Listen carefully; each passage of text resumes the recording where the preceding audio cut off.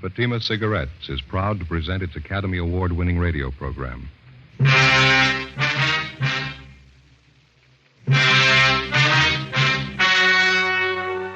The story you are about to hear is true. Only the names have been changed to protect the innocent. Fatima Cigarettes, best of all long cigarettes, brings you Dragnet.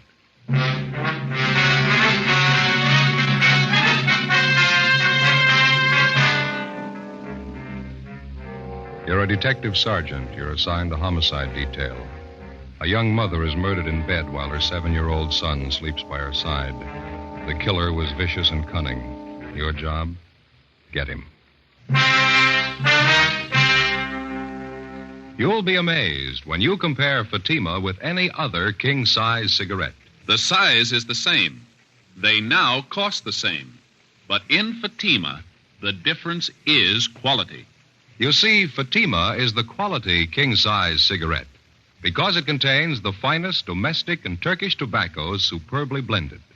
And Fatima is extra mild, with a much different, much better flavor and aroma than any other long cigarette. So compare Fatima yourself. Fatimas now cost the same as other long cigarettes, but your first puff will tell you... Ah, that's different. Yes, in Fatima, the difference is quality. Buy Fatima. They're extra mild, with a better flavor and aroma. Smoke Fatima, the quality king-size cigarette. Fatima, best of all long cigarettes.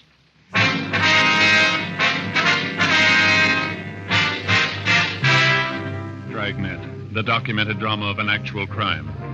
For the next 30 minutes, in cooperation with the Los Angeles Police Department, you will travel step by step on the side of the law through an actual case transcribed from official police files. From beginning to end, from crime to punishment, Dragnet is the story of your police force in action.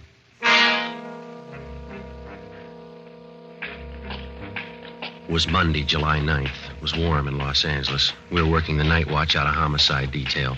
My partner's Ben Romero. The boss is Thad Brown, chief of detectives. My name's Friday. It was 11:25 p.m. when we got to 543 West Bixel Street. Front door. Homicide? That's right. This is Friday. My name's Romero. Klein, Unit 69. How are you? Partner's Thomas. He's in with the victim's mother and son. Back this way, sleeping porch. Okay. What's the story? Yeah, really a nasty mess. Looks like a shotgun. Victim's face is half gone. What's the name? Josephine Stevens, 28 years old. What do you got so far? Not much. Your mother's in a state of shock. Talk to the young boy for a minute. Pretty terrible. Here's the sleeping porch. Dear God. Yeah. You got a little kid by her side. It knocks the props out from under you. What do you got on it? Seems as Josephine Stevens and her 7-year-old boy was sleeping in the bed when it happened. Haven't been able to fill it all out yet, but from what the youngster told us, it happened about 30 minutes ago. I'd say it was a shotgun, too, wouldn't you, Joe? Yeah, looks like it. You can see by the head of the bed here, it looks like shotgun pellets. Yeah. The screen in the door here looks like it was recently torn. Yeah, Thomas and I noticed that, too. We made an immediate search of the area. Didn't turn up anybody. Backyard, round the side, shrubbery. Didn't find anything. Yeah? We were careful not to step off onto the soft earth anywhere around. Didn't want a chance destroying any prints or anything. That's fine. Did you talk to the girl's mother at all, Klein? Very little. She's still hysterical. Doesn't seem to know what she's saying. Couldn't tell us very much. Yeah, well, let's step into the next room, huh? Room's just the way we found it. Nothing out of order. Dresser drawers are all closed. Room hadn't been prowled. No, it doesn't look like the work of a burglar or a prowler. Well, a burglar or prowler wouldn't be carrying a shotgun either, would he? The only thing Thomas and I found were cutting the screen, the gate around the side of the house there. It was open. Crime lab been called? Haven't had time to do it right now. No, never mind. I'll take care of it. I want to call in anyway. Do they have a phone here? Right in the kitchen there on that table. Okay, thank you. I figure we could use some help, don't you? Yeah. Right there to your left. Yeah, I see it. Thank you.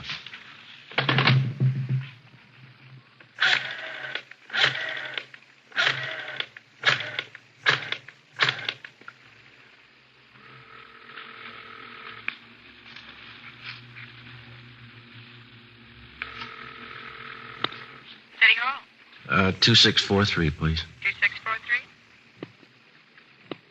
Crime lab, Alan. This is Friday, Jay. Yeah, Joe. We're at 543 West Bixel. Got a homicide. We're going to need prints, photographs, the whole deal, Jay. Looks like the woman was killed with a shotgun. Well, let me double check that address, Joe. 543 West Bixel. Yeah, that's right. You got a phone out Yeah, it's Hollywood 93199. We'll get right on it, Joe. Thanks. Say, Jay, could you transfer me to 2521, please? Right. Operator? 2521. 2521. Homicide, Sanchez. Sanchez, this Friday. What'd you find out there? Oh, it's a bad one. Shotgun killing. Haven't got too much yet. We're going to have some help. What do you need? We need somebody to cover the area. We don't know what we got yet. Talk to the witnesses, neighbors, cover the parked cars. Right. Will you send out a broadcast for us? Alert all units to be on the lookout for a person or persons with a shotgun in their possession. Take care of it right away. How many men you think you need? Well, at least 4 crews. Could you get them out right away? Okay, anything else? No, I'll fill them in when they get here. Thanks a lot, Sanchez. Right, Joe. All right, bye.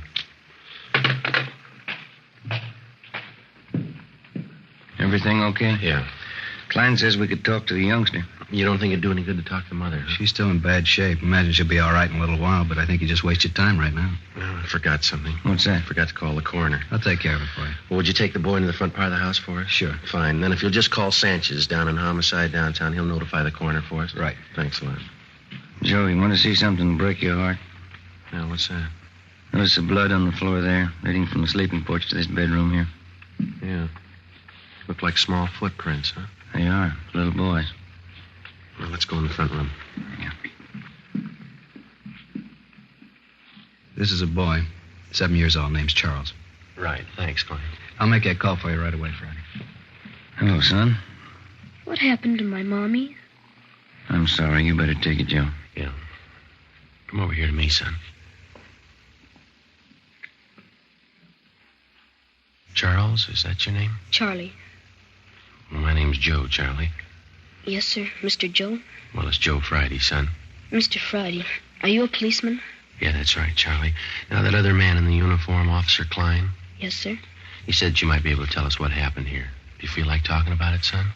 Mr. Friday, do you know what happened to my mommy? Well, that's what we're trying to find out, son. We'd just like to ask you a few questions. She's hurt bad, isn't she? Did she talk to you? She wouldn't talk to me. Grandma and those other policemen wouldn't let me stay in there. Well, can you tell us what happened here? You want me to tell you like I told the other policemen? If you would, please. I wish you'd let me go in and see Mommy. She could tell you a lot better than I can. Well, she's hurt kind of bad, son. We just thought that maybe you'd tell us. Well, we were sleeping in the bed on the back porch. Mm-hmm. We just got to bed, and Mommy was reading me a story. Then I heard this man at the screen door. Did you see the man, Charlie? No, I didn't. Mommy wouldn't let me. Well, how do you mean, son? How do you know it was a man, then? Well, somebody was cutting the screen at the door. I thought it was a man. But you're not sure? You didn't see him? No, sir, I didn't see anybody. It was dark outside. You heard somebody cutting the screen, though, is that right? Yes, sir. And then Mommy sat up in bed. I started to sit up, too, but she wouldn't let me. She pushed me back down and said, "Keep down." Mm-hmm. Can you remember exactly what she said, Charlie? She said just to keep down. That's all she said. Well, then what happened? I heard this big gun, and Mommy fell down in the bed again. I could tell she was cut. I could see blood all over her. Mm-hmm. I tried to talk to her, but she wouldn't talk to me. So then I went to get Grandma. Now, after you heard the gun, did you hear anything else? I don't know what you mean. Well, did you hear anybody running outside the house? Anything like that? I don't remember, and I don't think so. I got up and went into Grandma's room. I was awful scared. I don't know why Mommy wouldn't talk to me. She always used to when I was scared. Well, now, can you think of anything else that you might be able to tell us, son? No, sir. I just don't know why anybody would hurt my Mommy. She's so good. She never hurts anybody. Where's your father, Charlie? I don't know where he is. They don't live together anymore now. Mm-hmm. How long has it been since you saw your father, son? Just last Sunday it was. Yesterday, I guess. I see him every Sunday. Well, do you have any idea who might want to hurt your mother? No, sir. Nobody. All right. What do you think, Ben? Charlie, Yes, sir? did your mother and father seem to argue with one another very much? Before we moved here to Grandma's house, they used to argue all the time. That's when we lived in the apartment. Is that why you moved over here, son? Yes, sir, that's partly it. Mama had to work, and she didn't want to leave me alone here. So we moved over to Grandma's house. Mm-hmm. Do you think your father would ever hurt your mother? Did he ever say anything about ever hurting her? My daddy was always so good to me. He used to buy me all kinds of things. I don't think he was ever mean to anybody. See? Do you remember your mother ever saying she was afraid of anybody? No, sir. She was never afraid of anybody. How do you know that, son? She and Grandma used to always tell me that I'm the man of the family. As long as I'm around, they're not scared of anybody. Oh, I see. But when you talk to Mama, you won't tell her, will you? Tell her what, son? She always says that big men don't cry about things. When Grandma came out on the porch, she started to cry, and she took me into her room, and she cried some more. I guess I cried a lot, too. When you talk to Mommy, you won't tell her that, will you? No, we won't. I've never really known. Is that right? Do big men ever cry? Yeah, son. They cry.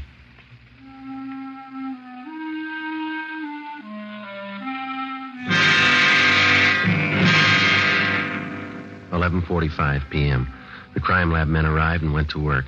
They found 3 shotgun pellets embedded in the wall to the right and above the head of the victim's bed. 2 additional lead pellets were removed from the bedstead above the pillow on the right side of Josephine Stevens' bed. This fact, in conjunction with the position of the hole ripped in the screen door, proved that the victim was sitting up in bed at the time of the shooting. This fact, too, showed why the 7-year-old boy lived and his mother died. Further investigation showed that the fatal shot was fired from outside through the hole in the screen door. The search of the surrounding area failed to yield the murder weapon or any additional physical evidence. The neighbors were all checked. They could add nothing to what we already knew. The few who had heard the blast from the shotgun thought it was backfire from a passing car. Units in the area of the murder picked up 14 possible suspects on the street and in the neighborhood at the time of the killing. They were all checked out and cleared of any connection with the crime. Josephine Stevens' mother, Mrs. James Edwards, was in a near state of collapse, but she managed to give us a statement. Her story corroborated that of 7-year-old Charles Stevens. Supplemental broadcasts and an all-points bulletin were put out to try and locate the killer. Ben and I drove over to 1543 East Workman Street to check out the husband of the murdered woman. Well, this is it, huh? Yeah, White House there. All right, let's go.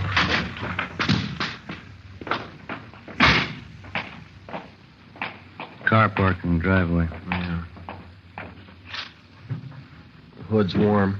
Car's been used recently. Yeah, you got your flashlight? Yeah, here. All right. The car's registered to Keith Stevens. Yeah, come on.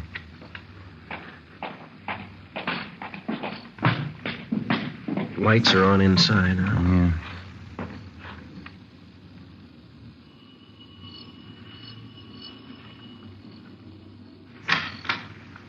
Yes? Mr. Keith Stevens, Yes, that's right. police officers like to talk to you. Want to come in? Yes, sir, thank you. What's the trouble, officer? When's the last time you saw your wife, Stevens? Why? Well, when did you see her last? Well, I was over there Sunday, yesterday. Always go over every Sunday to visit my little boy, Charlie. My wife and I are separated. That's what we agreed on. And that's the last time that you saw her? Yes, it is. Why? Well, I'm sorry to have to tell you this. Your wife is dead. What's that? I'm sorry. You're kidding. She was all right yesterday. There must be some mistake here. No, sir, I'm afraid not. Josephine Stevens. You sure? 543 West Bixel Street. I gotta sit down. What happened? She was shot. Well, how? I can't believe this. Well, we're working on it now. Somebody shot her while she was in bed. I just saw her yesterday. How did it happen? Was it an accident? No, sir. Somebody killed her. How about little Charlie? He sleeps with his mother. Is Charlie all right? Yes, sir. He's fine. He wasn't hurt at all. It was a small miracle how he came out of it, but apparently his safety was the last thing your wife thought of before she was killed. It's just terrible. I still can't believe what you're saying is true. Who in the world would do a thing like this? We want to know that, too. We need your help. Well, where's my boy? I better go right over and see my boy. He's in good hands with his grandmother. We just want to ask you a few questions, and then you can go right over and see him. All right. You gotta get whoever did this terrible thing. Yes, sir. We're going to try. Well, how is it that you happen to be up this late at night? I just got home from work. I work the swing shift at Gibney's. That's the steel mill down in Alameda, is it? Yes, that's right. Did you work today? Yes, I told you. I just this minute got in. Swing shift. What hours would that be? 4 to 12. Did you work the full shift today? I did. You don't think I would have done this thing? We have to check everybody. Is there somebody out at the plant that can verify the fact that you were out there during the entire shift today? Yes, my lead man and I always punch my time card in and out. How do you get to work? I drive. My car's right outside there, blue Chevy. Do you own any firearms? No, I don't. You ever owned any? No, never have. Didn't want a gun around with a boy. Let's see. You live here alone? No, since the wife and I split up, I live with another fella here. Mm-hmm. Where is he tonight? He's out somewhere, usually home when I get here. Do you have any idea where he might be? Does he go out much? He goes out quite a bit. He's going with some girl. Might be at a movie or something like that. Does he know your wife? Well, not too well, no. I think I took him over to the house one Sunday. He met my son Charlie and my wife. Try to take it easy, Mr. Stevens. Oh, I'm sorry. It's kind of hard to take. Yes, sir, we understand. This man that you live with here, what's his name? Carl Walters. Where'd you know him from? He advertised in the papers. He said he wanted somebody to share a small house with him. I answered the ad, and we seemed to hit it right off from the start. He's okay. What do you know about him? I know enough to know he's all right. I wouldn't want to get him mixed up in this. Well, has this Walters ever been in trouble? Has he ever been arrested? Not that I know of. He's a good guy. Fine Army record. I see. Have you ever been arrested? No, sir, I never have. Any kind of an arrest, misdemeanor, anything like that? Never. You never been in jail for any reason? No, sir, never have. I had traffic tickets, but I've never been in jail for any reason. I always paid my fines, never had any trouble. Have you any idea who might want to do a thing like this? No, no one. How did it happen? Did they break in the house? No, it wasn't burglary or anything like that. Somebody just wanted to do away with your wife. If you can think of anybody who might do a thing like this, it'd help. You know, we've been separated for a while. Maybe she took up with someone who'd do something like this. I wouldn't know. I can't think of anybody I know that'd do this. I see. She and I have had our ups and downs, or we wouldn't be apart. We argued time and again over the custody of Charlie, but nothing serious. Can't tell you what a shock this is to me. You say that you don't own a gun. Do you know of any of your friends or hers that might? No, I can't think of anybody. Well, this fella, Carl Walters, what can you tell us about him? Now, please, he's all right. He certainly had nothing to do with this. Well, we just want to be sure to check everybody out. If you can tell us, it may save him some embarrassment. Well, I realize you have to be sure, but please believe me, he's all right. You say he doesn't know your wife at all? No, just that one meeting. You're sure he couldn't have had any part in it? Absolutely sure. Mm-hmm. What kind of a fella is he? Oh, average guy, I guess. Likes to swim, plays a little golf. Always wants me to go out camping or hunting with him. Do you ever go with him? No, I haven't so far. He wants to go on weekends, and I like to see my son on Sundays, like I said. What does he hunt, do you know? He's not much of a hunter, really. He just likes to go out for ducks once in a while. Does he keep his equipment here? No, he doesn't, over at his father's house. Does he ever hunt for anything besides ducks? No, I'm positive about that. He's always saying how he never could shoot a deer. Says he gets buck fever. Can't say I blame him. He ever tell you what kind of a gun he had? No, not that I recall. Still think he had a part in this? We didn't say that. What's his duck hunting got to do with it? Well, when you hunt ducks, you use a shotgun.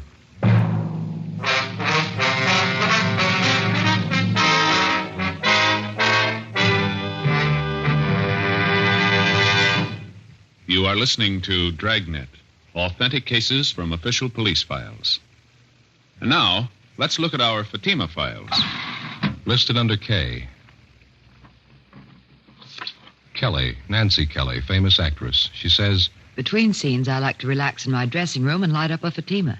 They have a really different flavor, and they're extra mild. Friends, more smokers now insist on king-size Fatimas than ever before. Because in Fatima, the difference is quality. quality of tobaccos. The finest domestic and Turkish varieties, extra mild, superbly blended, to give you a much different, much better flavor and aroma. Quality of manufacture. Smooth, round, perfect cigarettes. Rolled in the finest paper money can buy. Manufactured in the newest and most modern of all cigarette factories. Quality, even to the appearance of the bright, clean, golden yellow package, carefully wrapped and sealed to bring you Fatima's rich, fresh, extra mild flavor. So, if you smoke a king-size cigarette, compare Fatima. You'll find they now cost the same, but your first puff will tell you, Ah, that's different. yes, in Fatima, the difference is quality. Buy Fatima. Smoke the quality king-size cigarette. Fatima. Best of all long cigarettes.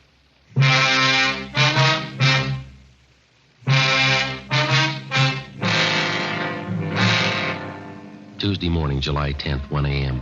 We continued to question Keith Stevens about the murder of his wife. He could add very little to what he had already told us. We made a thorough search of his house and garage. We searched his car. We found nothing that would incriminate him in any way. 1:37 a.m.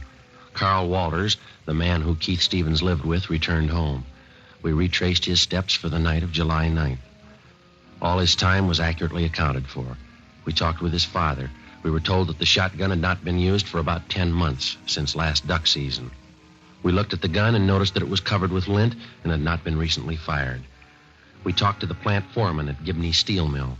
He verified the fact that Keith Stevens worked his full shift on July 9th and did not leave his job until 12 midnight. At this point, both men were clear of any complicity in the murder of Josephine Stevens. Tuesday, July 10th, 8 a.m. We made the usual routine check of R&I of the 4 people involved in the case so far. Josephine Stevens, the murdered woman, her mother, Mrs. James Edwards, the husband, Keith Stevens, and his friend, Carl Walters. Here it is, Joe. One package. Nothing on Josephine Stevens or Miss Edwards. That's right. And Carl Walters is clean. He kind of makes a liar out of the husband, Keith Stevens. It's his package. Yeah, or he forgot. Let's see. Keith Stevens. Here's the arrest report, one only. Let's see. It's 4127A. Yeah, picked up in drunk charge. He didn't forget, Joe. This was on June 7th last. Yeah, let me look at that officer statement, huh? Mm-hmm. Let's see. Above suspect was picked up in the company of co-defendant Michael Duff, booking number 8023. Both suspects were drunk and disorderly at time of arrest. Their condition was such they were unable to care for themselves. No, he didn't forget. Hey, Mary. Yes, sir? Pull this package for us, will you, please? Booking number 8023. Give us a mug if he's got one, huh? What was that arrest date? June 7th, 51. Thank you. Well, it's an outside chance. He lied once. Maybe he'll lie again. What do you suppose he was trying to prove by not telling us about this? Oh.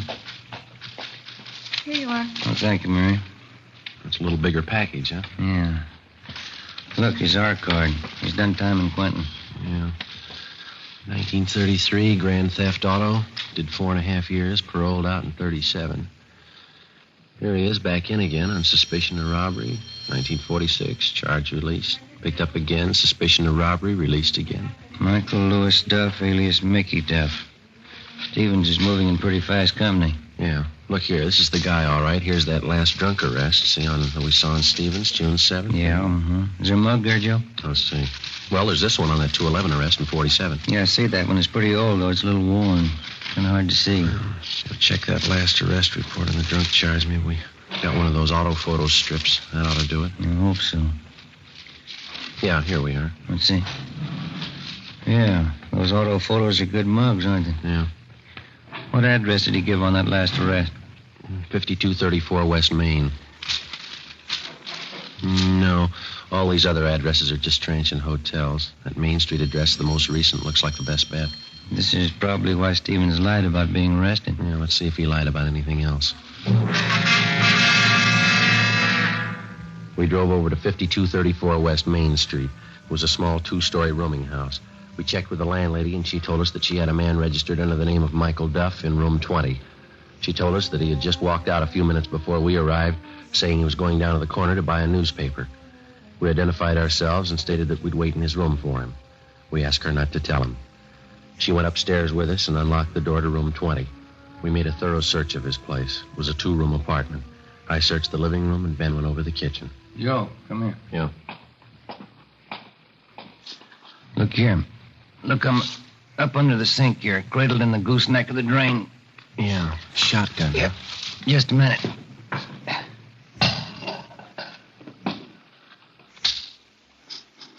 It's been fired recently. Yeah. And this much fits in. These don't. Found him in the pocket of one of his coats in the closet there. 12-gauge shotgun shells. Where'd you find them? In the pocket of a dress suit? That doesn't fit, does it? Not unless he's the best-dressed hunter in town. Sounds like he's back. Yeah. Get your hand out of that pocket, police officers. What's going on? Keep your hands out and open. Stand still. Here, Joe. You want to take this? Yeah. What are you doing carrying a gun, Duff? Anything wrong? You know better than that. What'd they tell you when they paroled you? That was a long time ago. They haven't changed the rules. I don't know what you're doing here in the first place. Go on over there and sit down. All right, if that's what you want. That's what we want. Move. Right now, do you want to tell us about it? What about the gun? About both of them. This shotgun here on the table and this one I got in my hand. Well, you found that old shotgun, huh? They found it. I haven't used that old thing for years. Just kept it as a keepsake. Haven't fired it for a long time. Don't even have any shells for it anymore. Except these two, huh? I don't know where those came from. Look, Duff, you're an ex-convict. We find 2 guns in your possession. Now, let's don't play games. Tell us about it. I haven't got anything to tell you. I would if I did. I just had a long talk with Keith Stevens. What'd he have to say? Never mind what he had to say. Let's hear your side of it. You wouldn't try to kid me, would you? Now, you listen, fella. We just came from a house over on Bixel Street. There's a woman lying in bed over there that took a blast from a sawed-off shotgun. You own a shotgun. It's been recently fired. You lied. You said you hadn't fired it. You said you didn't have any shells for it. Well, here they are. Now, look, they fit, don't they? Take a good look at it, mister. There's only one thing missing. Who pulled the trigger? Let's have it, Duff. Did Stevens tell you? We'll ask the questions. Now, come on. All right. I did it, but I did it for Stevens. Told me he'd give me $1,000 if I kill his wife for him. I haven't been paid yet. I'm still waiting to get paid off. You won't have to wait any longer. We took Michael Duff downtown together with a murder weapon. He gave us a full confession stating that Keith Stevens had offered to pay him $1,000 for the murder of his wife. He said that he and Stevens had planned it together. 1:30 p.m., Tuesday, July 10th. We drove out to pick up Keith Stevens. What else could I do? Is that how you justify the murder of your wife? It was her fault. She'd have just tried to be reasonable. This never would have happened. People settle these kind of problems every day, and they don't use a shotgun. You wouldn't understand. Unless you got a son, you'd never really understand why I did it. I've got a son. I don't understand. And you don't love him like I do. Couldn't stand the thought of never seeing him, having her take him away from me. And that's the way you want us to put it down. That you didn't want your child taken away from you, so you killed his mother. Not exactly. She was going to take him away. She wanted him to forget all about me. She wanted him off for herself. Did your wife tell you all this? No, of course not. Any fool could see that's what she had in mind. You mean just because of some argument that you and your wife had, you just assumed all this to be so? Sure. I knew she'd never give me a break with Charlie. Isn't that what always happens? And you never asked her how she felt?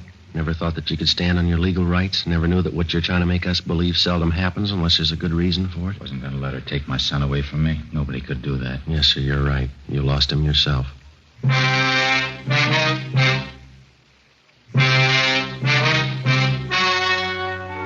The story you've just heard was true.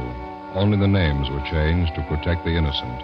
On October 15th, trial was held in Superior Court, Department 84, City and County of Los Angeles, State of California. In a moment, the results of that trial. And now here's our star, Jack Webb. Thank you. Friends, I'd like you to be the judge while I present our case for Fatima. Now, you've heard me say that Fatima is the best of all long cigarettes. Get a pack of Fatimas and compare them with any other long cigarette. Side by side, I'll admit a Fatima looks the same as any other king-size cigarette. But when you smoke them, you'll find a world of difference. In Fatima, that difference is quality. Quality that gives you extra mildness, a much better flavor and aroma. Compare Fatima, and I'm sure you'll agree with me. Fatima is the best of all long cigarettes.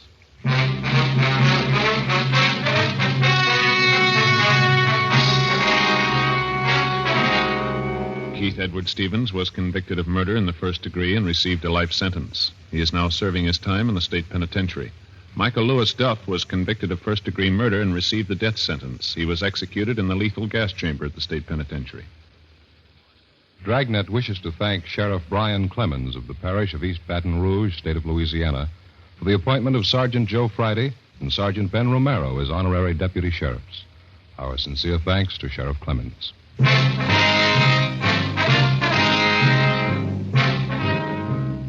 You have just heard Dragnet, a series of authentic cases from official files. Technical advice comes from the Office of Chief of Police W.H. Parker, Los Angeles Police Department. Fatima Cigarettes, best of all long cigarettes, has brought you Dragnet, portions transcribed from Los Angeles.